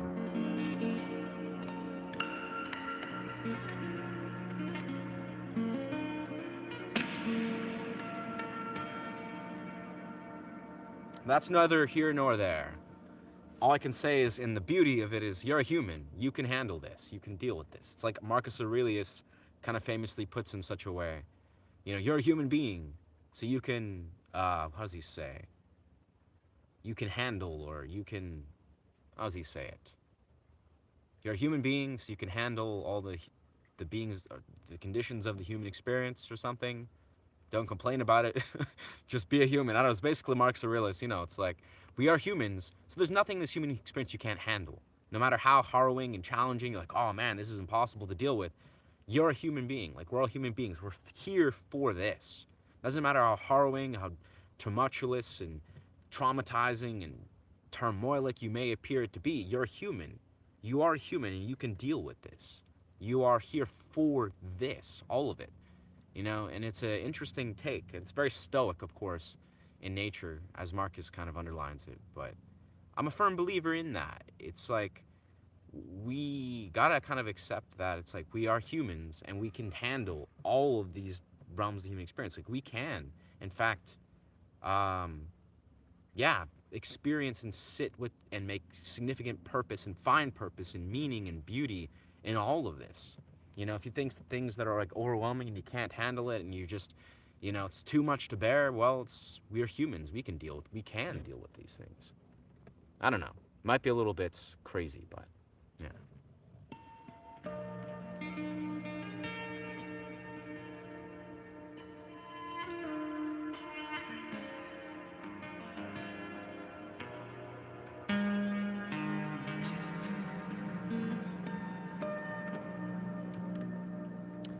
Tibetans of to believe in one thing and think I got my truth. The universe shattered my whole reality. It proves me wrong. Interesting. Well, I guess that wasn't your truth. You know, I guess you needed to assess that, brother. Yeah. And do you think we're not religious of the front of that? Yeah, that's the essence of it, bro. I don't know. Yeah. Yeah. Yeah. Yeah. Yeah. Yeah. I don't know.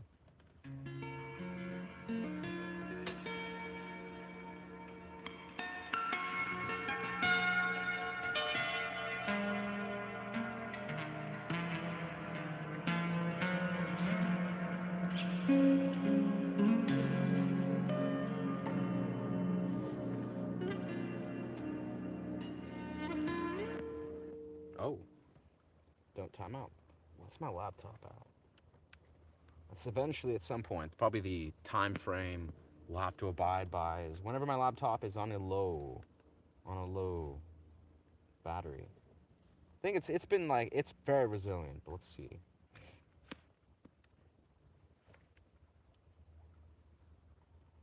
Okay. Okay. So it's like 20%. Okay. We'll probably wrap up in the next like 5-10 minutes, maybe like 15. We'll see. Yeah. Homie saying some stuff. What's that? Oh, there, yeah. Yeah, no, I mean, hey, you know, a few things. I think it's important. For one, I don't want to deep dive too much on, you know, the ideologies of religion. I set that boundary in this channel. I mean, it's a boundary I can, or it's a power I can root in the present moment by just, you know, being present in my musical experience. And, you know, I can just be present and not focus too much on, I don't know, people's unravelings of perspective. But yeah, I like to create a firm boundary on, you know, trying to not talk too deeply or too openly about religious ideology and political ideology. That's often how I like to promote it. But just even further off of that, I'm in agreement. Like in some rights, I love to focus on the music. That being said, like for the betterment of the offline viewer and the cohesiveness of the streaming for new viewers, I would love and be honored to focus on the music wholeheartedly. That being said, you're not paying me, you're not my boss, so to speak. Like in a simple way, like I'm not, like unless there's no real tangible reason for me not to just share my truth and go off and express and share things that I'm feeling inclined to share for. But you know, I do feel naturally inclined to just honor the cohesiveness of this stream. And I'm enjoying playing this music. Yeah. But thank you for sharing your thoughts.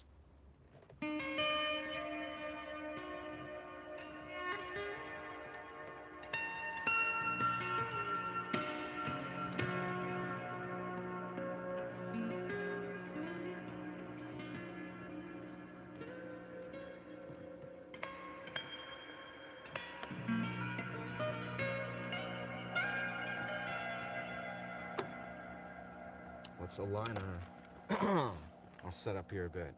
I gotta say, I really love this spot we've chosen. It's very like, got this beautiful tree, this beautiful light set up, and everything's just all beautifully set and situated. Beautiful. Yo, thank you for being here, Tibet. Appreciate you, brother.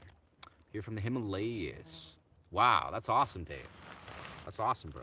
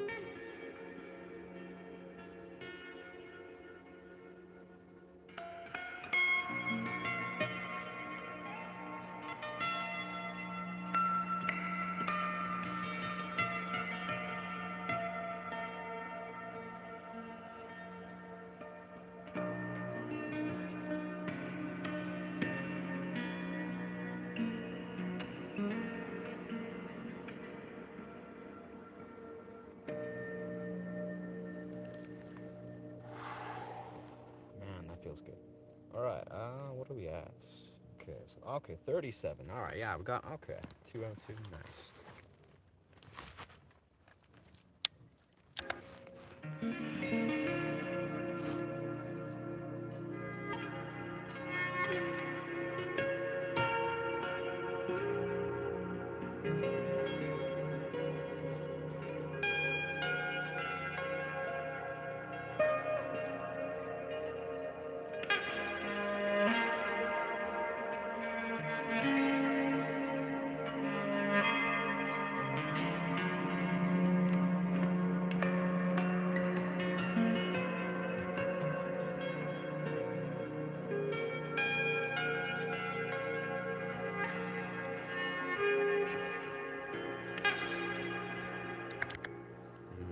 We'll save that loop and maybe go to a fresh loop. Man, no, I'm getting kind of hungry. Let's see. Mama Nature. You listen to tiny moving parts. I can't say I do. If that's, I'm assuming that's tiny moving parts. Sounds sort of sounds familiar, but not entirely sure.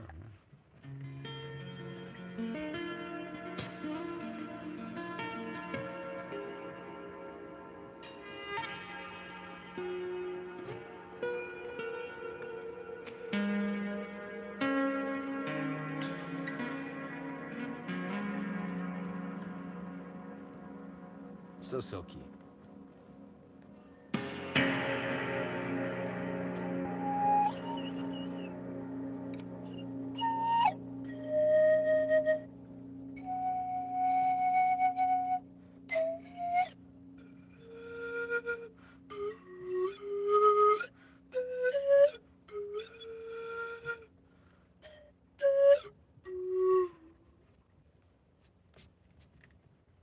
Getting bites. Whew. Man. Yes. Ah.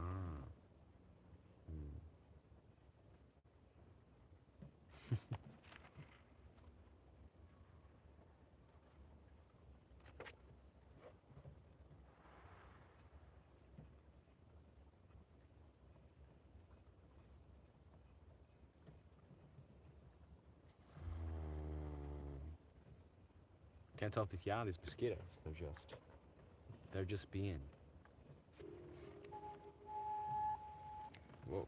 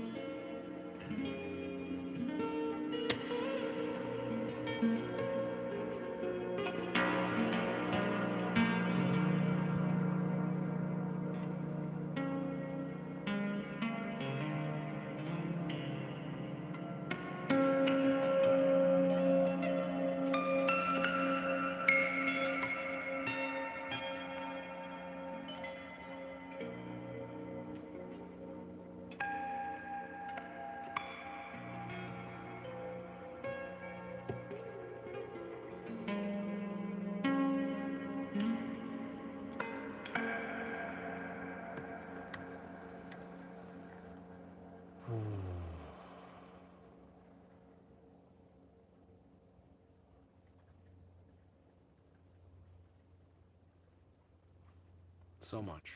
Beautiful. It's nice meeting you. We'll be coming back. See you around. Hey, thank you, brother. Bless. Thank you for being here, man. Beauty. Well, I think as we are hitting this 2 hour and 5 minute mark, I feel the desire to go and do some meditation in the field. But yeah, thank you so much. Yeah,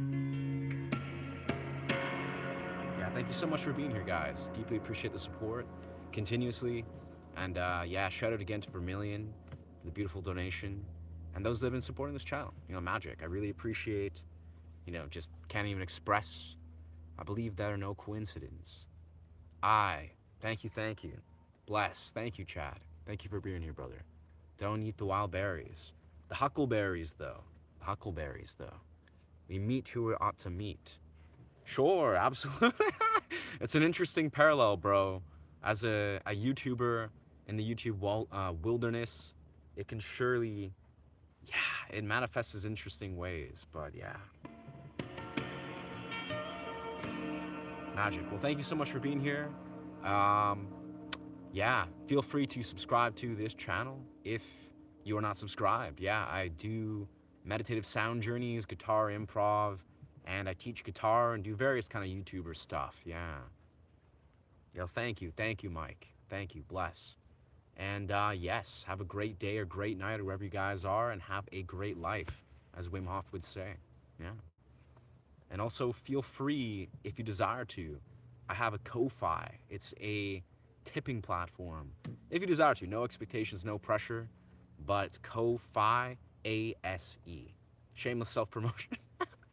I mean, not really self-promotion, but yeah, it's also a great platform. If you ever desire to use a platform, if you're a creator or any sort of busker, Ko-Fi is honestly an awesome platform. Well, I mean, it's just, I guess, any platform where you're not getting ganked 30% of the overhead as the YouTube does. But anyways, thank you so much. Remember to honor yourself and honor each other, and I'll see you guys soon. Bless. Again, yeah, bless. Ashe. Thank you, OPT. Thank you, guys. Thank you. We'll no longer be live.